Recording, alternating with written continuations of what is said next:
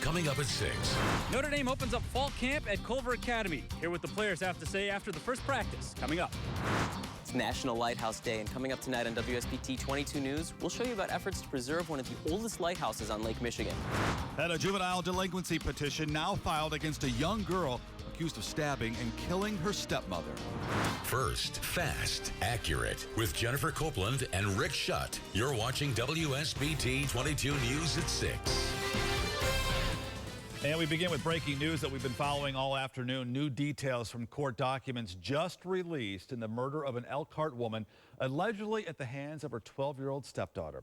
The WSBT 22's Zach Crenshaw has been reading through them. He's at the live desk with new details on this. And Zach, these documents seem to indicate there may have been warning signs something was wrong.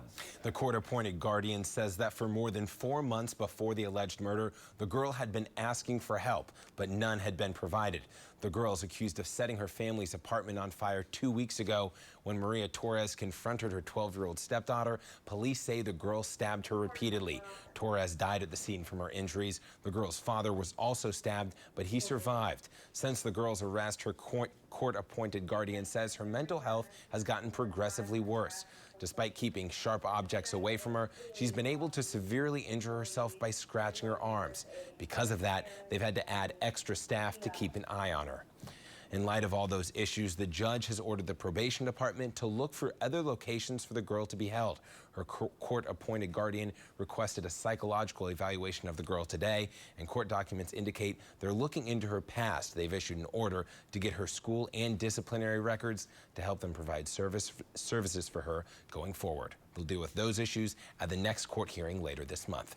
At the live desk, Zach Crenshaw, WSBT 22 News. Zach, thank you. This woman faces charges tonight for setting a South Bend apartment on fire. Police say that Julia Moore started the fire during a domestic issue. The fire started just before midnight in the 500 block of Colfax Avenue. Crews say they contained the fire to the hallway on the second floor.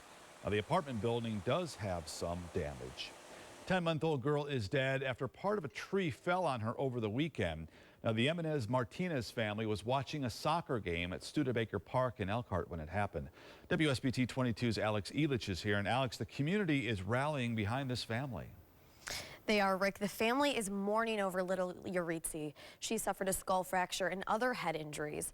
A memorial is growing at Studebaker Park, and people have been making donations to the United Way and a GoFundMe page to help the family with funeral and medical expenses. I spoke to a woman who not only witnessed the freak accident, but helped the family. It's the last way you want to spend a sunny day at the park. All of a sudden, we heard a big shatter on aluminum, and we all turned over and we heard screams. We saw the tree had fallen on the benches where the people were, and there was somebody on the ground, and then Miriam came over with her daughter running, and she was unconscious. So it was kind of just a quick, odd thing that happened. Angelica Chavarria went to watch her son play soccer at Studebaker Park on Sunday, and she witnessed 10-month-old Yuritsi in her last moments. When I saw her, it was something that that's not the last image you want to see of a child. And when tragedy strikes, funeral and medical costs can take a toll.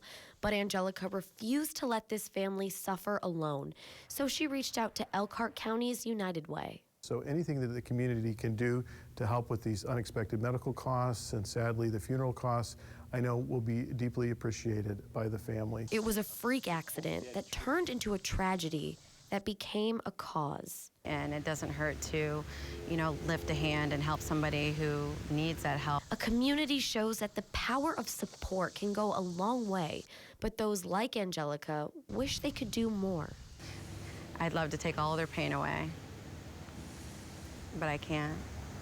You can donate money either to the GoFundMe page or through United Way. March the attention of Urani and Yuritsi.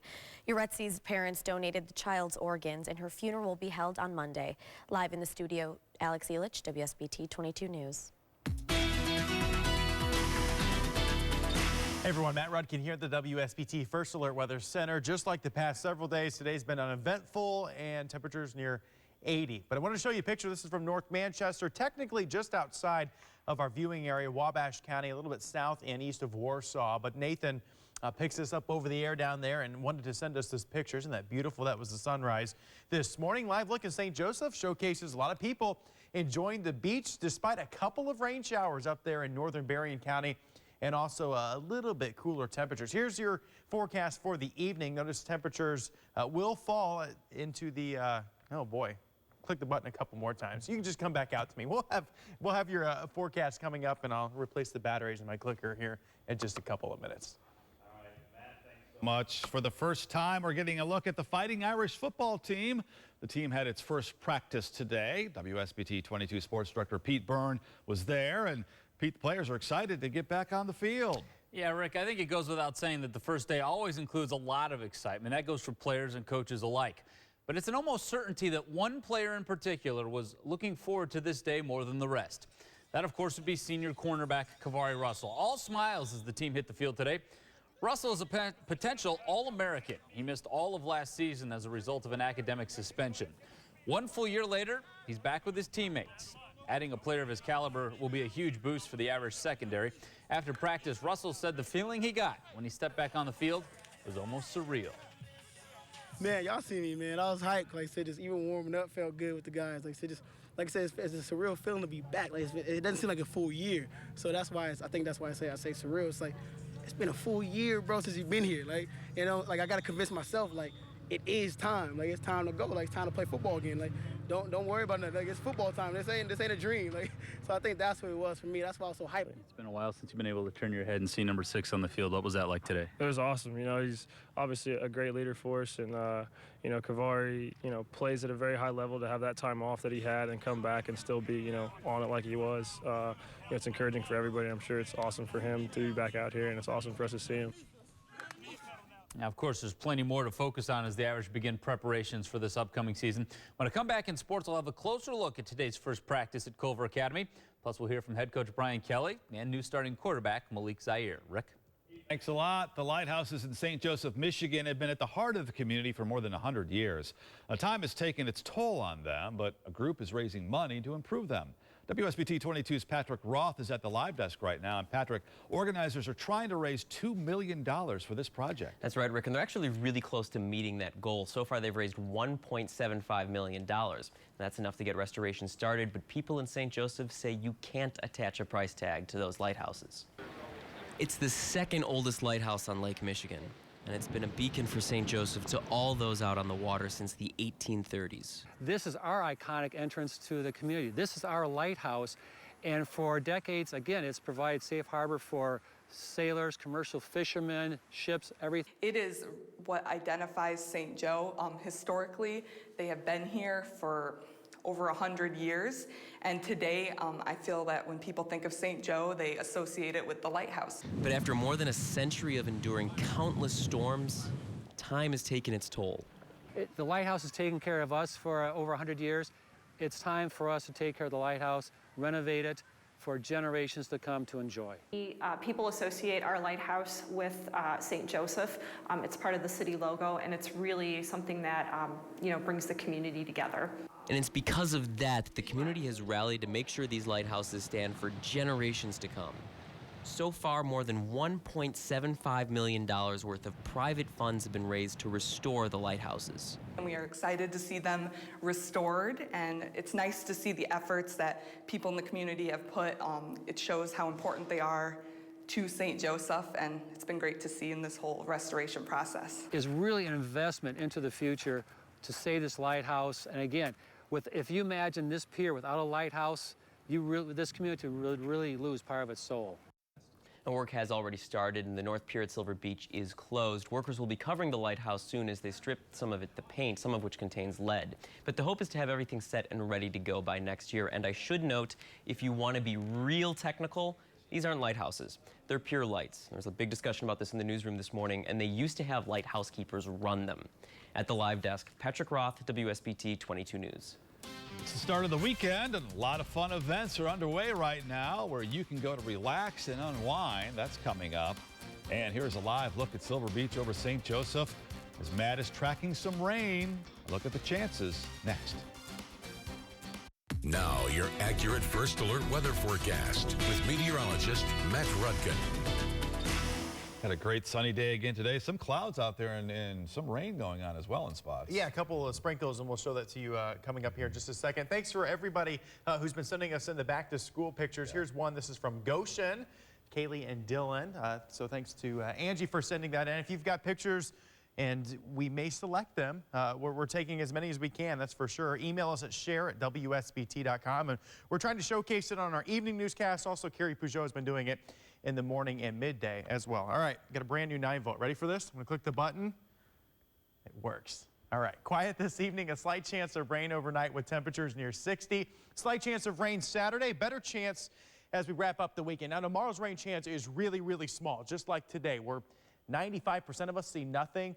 5% of you, today it was St. Joseph and Benton Harbor, saw a brief shower overhead. Again, everybody else stay dry. So if you have outdoor plans, I would not cancel them. Be prepared for a possible shower. It will not be a washout.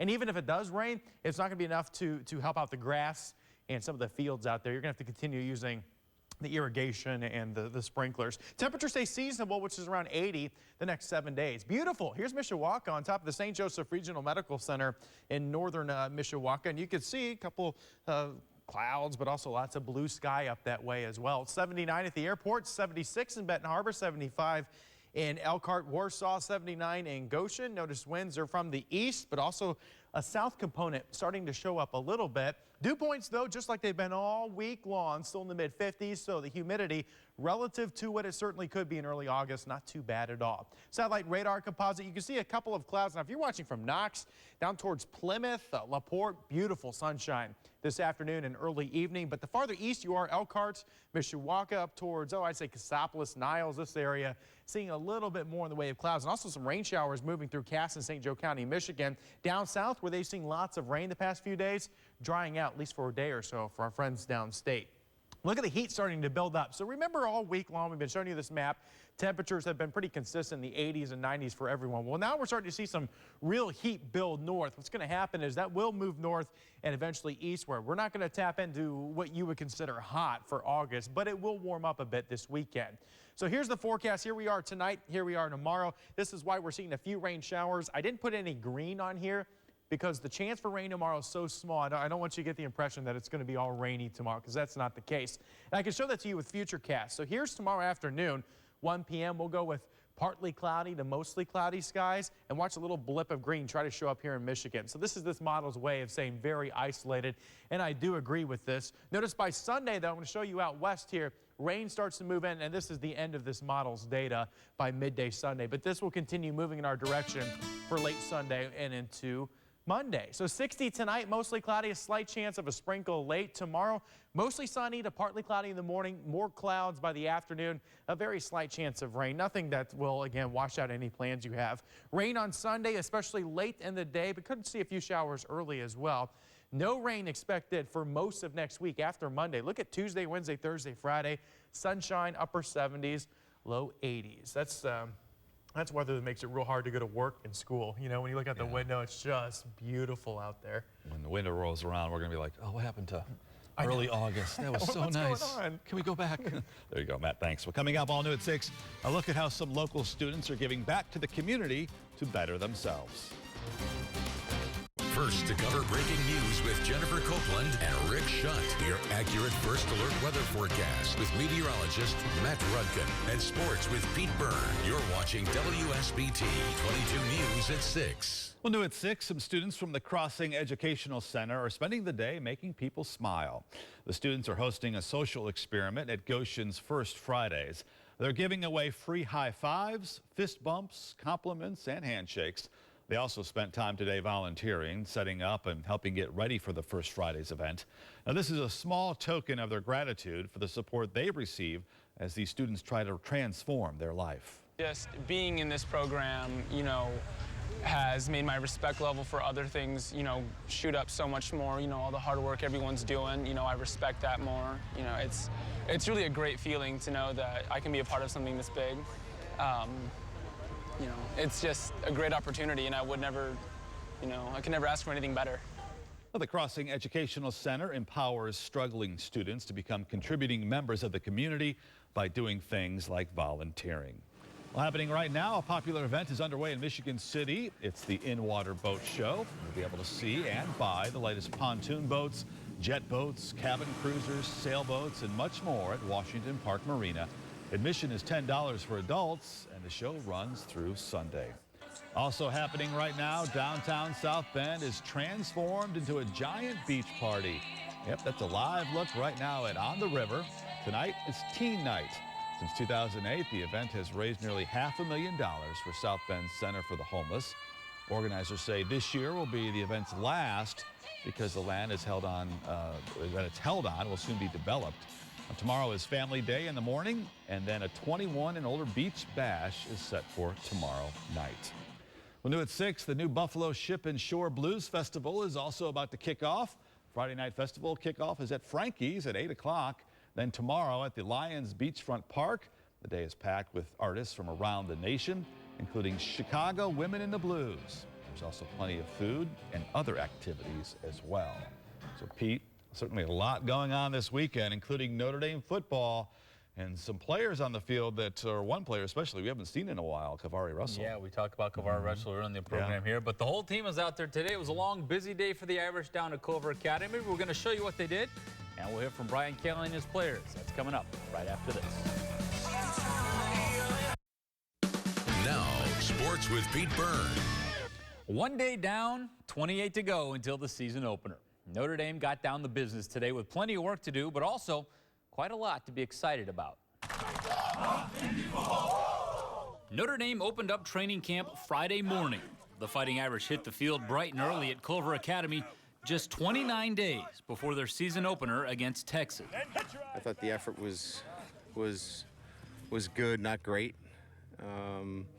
So, you know, nothing else that they can't control. Yeah, no, I thought it was a good day one. I think, you know, we could have started a little better. But, you know, overall, I feel like it's a good platform for us all to build from. It's about coming out here every day with passion, intensity. Number one, starting the day off extremely fast and perfect, but then, you know, finding something in our game each and every day to kind of finesse and grease up our game. A lot of eyeballs are on Malik Zaire as he now takes over as the starting quarterback for the Notre Dame football program. After practice, we had our first chance to speak to him since he was anointed the starter. Well, I think today we came out with a team focus today, which was important. I think we came as collectively as a group and really came together and tried to continue to do the things that we were coached and been practicing all through spring, all through summer, and now being out here for the first time, working on our skill development, getting ready for our first game. I think it was a good, solid first day. I might even tackle someone. I might even tackle someone. It was plain to see that no player was happier to be out on the field for day one than senior cornerback Kavari Russell. I don't think a lot of my teammates, probably all of them actually, they ain't missed a year, understand what it's like to have it taken away. So when you come back to something like that, like, I mean, especially I've been playing this game since I was knee-high. Since I was 9 years old, I've been playing this game. So coming back to it, it's like a kid in a candy store, like they say, right? Kid in a candy store. And like I said, I don't know if you heard me out there, I'm having fun, smiling like I do. And it literally is about fun now, like playing with these guys. Like I said, I love these guys. Like I said, I train with these guys. That's why when I was back home, I trained hard just to come back to play with these guys. So it's one of those things, like I said, kid in a candy store, and it's an amazing, it's a real feeling to be back out here. They will need that enthusiasm to get through camp. Notre Dame will spend the next 4 days down at Culver Academy before returning to campus Tuesday night for the remainder of training camp. We have a lot more coverage on today's first practice. You can see it right now. Just head to WSBT.com. Huge series with wild card implications being played between the Cubs and Giants right now. They are playing this afternoon at Wrigley. Game tied in the fifth when rookie Kyle Schwarber delivers a single to center field, which brings in 2 runs. The Cubs go on to put up a 5 spot in the inning, and right now they lead the Giants 6-1.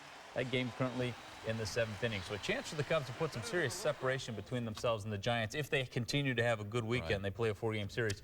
Always good to have football back today. It was hot down in Culver, but there was a nice breeze today, so probably not nearly as miserable as it could have been from a physical standpoint. Exactly. But Brian Kelly was pretty intent on saying they need to use this time at camp to really physically push these guys to get their conditioning up because they're going to be playing a lot of games in hot weather this year. They go to Virginia, they go to Clemson early in the year, 2 places where it's hotter than it is here. Yeah, and Texas will be here before you know it, so 28 days. Happens fast. Yep. Pete, thanks. Matt's up next. There we are. Matt has a look at the weekend forecast Yeah, for us. not too bad tonight. Mostly cloudy. Could see a brief rain shower. Many stay dry. Tomorrow, your Saturday, mix of sun and clouds. A very slight chance of a rain shower. It will not wash out your plans, and most of us won't see anything at all. Better chance for rain Sunday, especially into the late day and overnight and into Monday. Beautiful next week. All right, Matt, thanks a lot. Our next newscast is at 10 over on SBT2 and again tonight at 11. Have a great weekend.